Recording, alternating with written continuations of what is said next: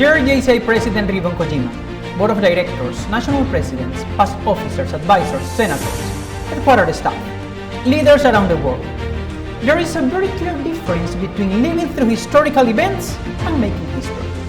Living through historical events, particularly those that cause adversity, is letting yourself be impacted by these adversities. Making history is transforming the direction of the crisis with extraordinary actions. Rather than letting our future be decided by adverse circumstances, young leaders in JCI have for more than 100 years been taking collective actions to shape our own future. We have shown young people around the world that it is our duty to write our history, and our achievements are amazing. JCI has transformed millions of lives of individuals and thereby has positively impacted families, organizations, and entire societies in a world that is currently facing impressive challenges. COVID-19 has caused unprecedented human and economic costs.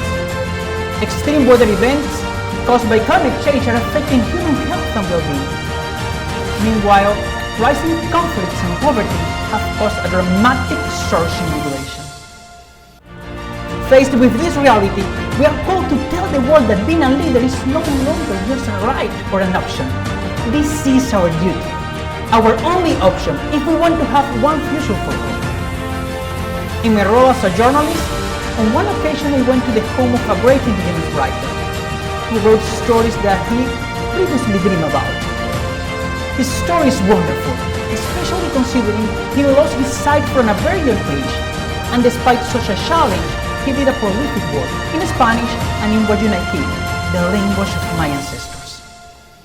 When I got to his house to take him to the TV channel, I asked him where his copies of the dozen of stories he had written were, to take some shots, and he pointed to a box where he kept them.